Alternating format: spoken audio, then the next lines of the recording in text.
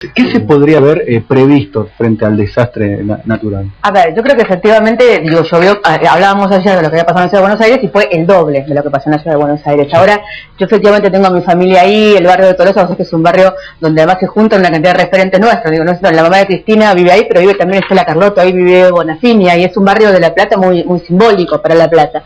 Y lo que es cierto, por lo que cuentan todos los que están ahí, que el tema de, digo, estas catástrofes naturales cada vez van a ser más seguidas porque hay un cambio climático. O cerramos y que pase lo que tiene que pasar, o vemos de qué manera el Estado puede estar presente antes, durante y después. Digo, los huracanes se prevén, y está bien, vos los ves venir antes y todo, pero digo, yo me acuerdo cuando la última tormenta en Estados Unidos nos avisaban a nosotros en Argentina cómo teníamos que hacer para prevenir, cuidar, evacuarnos o lo que fuera. Desde que empezó a llover hasta después de la medianoche, que salieron algunas cosas en los medios, los vecinos no tenían la menor idea qué hacer, ¿entendés? Entonces yo lo que digo es, si esto va a suceder, ¿cómo se hace para que el vecino sepa lo que tiene que hacer? ¿Cómo se hace para que vayan a rescatar a los ancianos que quedan encerrados en las casas? ¿Cómo se hace para que haya botes circulando buscando a la gente? Daban instrucciones hoy en la mañana por televisión. Lo primero que se corta es la luz. Si vos le das instrucciones por televisión, no se entera nadie de las instrucciones que les estás dando. Están sin luz, están sin teléfono, están sin televisor, están sin radio. Entonces digo, lo que no hay pensado, esto va a suceder. Yo mi sensación es que no hay pensado un plan de cómo vamos a hacer frente a esto, digamos. Y esto creo que no tiene nada que ver, o muy poco que ver, con lo que pasó ayer en la ciudad de Buenos Aires. ¿Por qué? ¿Qué diferencia? A ver, en principio la diferencia la pone el jefe de gobierno. Cuando vuelve de Brasil y se planta, y en lugar de decir, de ponerse las botas e ir a ver a los vecinos, dice la culpa es del gobierno nacional.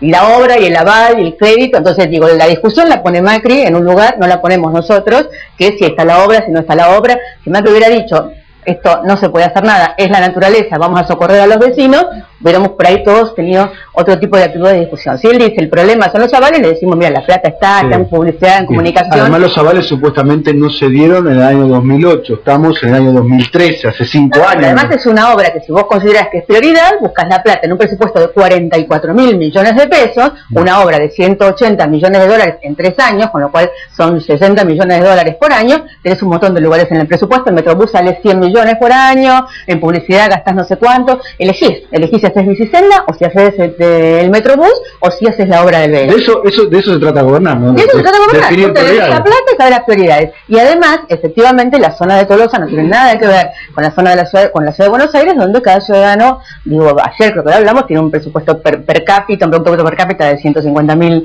pesos, donde el ABL se les aumentó de la manera que se les aumentó. Entonces digo, hoy la prioridad es estar al lado de los vecinos que ayer perdieron todas sus cosas, hoy la prioridad es estar al lado de quienes todavía hoy están en La Plata desolados, y que no sabemos todavía cómo va a terminar La Plata, cuántos muertos más va a haber, cómo termina esto cuando baje el agua. Digo, la situación en La Plata es muy complicada, pero ahí, digo, Bruera para mí tiene más o menos que sacarse la foto al lado de Macri, porque también él volvió hoy al mediodía de Río de Janeiro, y yo creo que en estas situaciones los intendentes tienen que estar. Y en Twitter tiene que estar la presidenta, y siempre hace cosas por las cuales cada vez me siento más...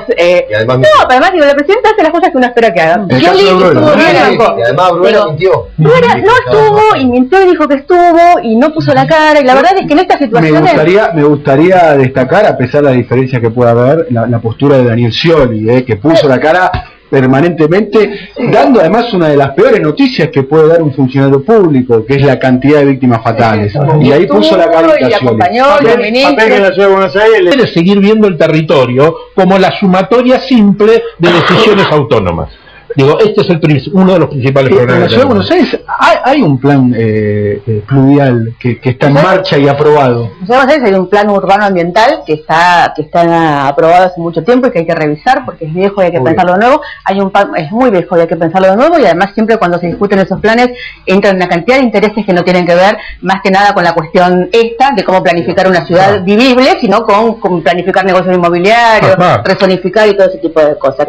Pero digo, hay cuestiones que a veces te las marcan los vecinos. ¿Ustedes se acuerdan que la autopista Buenos Aires-La Plata no se inauguró durante mucho tiempo, unas bajadas por un amparo de los vecinos que decían que si se inauguraba la autopista se iba a inundar? Digo, hay cosas, digo, en el barrio Mitre, los vecinos ganaron un amparo hace un mes atrás, un amparo que impulsamos desde el Nuevo Encuentro, porque decían que en la próxima inundación los iba a tapar el agua. Pasó un mes desde ese amparo y vino la inundación y nos tapó el agua. Entonces, digo, hay un punto donde efectivamente hay que escuchar al vecino que está sufriendo lo que está pasando y que se da cuenta cuáles son las consecuencias que va a tener. A propósito del barrio Mitre, hubo 2 víctimas ahí, después le vamos a hacer unas preguntas más a la legisladora Gabriela Cerruti. Ahora, en este tape, la política y el show preparado especialmente para los medios de comunicación.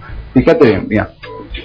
Presidente, legislador, etc. Gabriela. Yo creo que es absolutamente así, digamos, creo que tenemos que tener alguna vez un jefe de gobierno que no quiera ser presidente, que no viaje al exterior mientras sea jefe de gobierno y que le guste vivir en la ciudad de Buenos Aires. Por ahí con esto tendríamos un paquete bastante importante. Digo, la vicejefa de gobierno vive en Aedo. Cuando empezó la inundación en la ciudad de Buenos Aires, a la vicejefa la despertaron en Aedo y tuvo su tiempo para venir a la ciudad de Buenos Aires. La mayoría de los funcionarios de primera línea viven en los countries, viven afuera. Digo, para mí no es un dato menor, digamos. A mí yo quiero un jefe de gobierno que le guste vivir en la ciudad de Buenos Aires, que se inunde con los porteños, bueno, digo, ese es un dato. Después, lo que acaba de decir Macri es la prueba, digo, ahora que están los avales de crédito, dice, pero no sabemos si el Banco Mundial nos va a dar el crédito. O sea, sacar la plata de otro lado. Es una obra imprescindible, es una obra imprescindible. Busca la plata de otro lado y hacelo, porque ahora, primero porque no tenían los avales, ahora porque no sabes si el Banco Mundial te lo va a dar. Macri endeudó a la ciudad un 400% más de lo que venía endeudada desde que él está en el gobierno. Deuda en dólares, que está en este momento mucha de esa deuda en dólares en el Banco Ciudad porque no se pudo usar, porque era para hacer el subte y el subte todavía no se está haciendo. No es que le cuesta conseguir plata. Sale al exterior, consigue la plata, la consigue rápido y un interés fuerte. ¿Qué usa esa plata para hacer el Vega?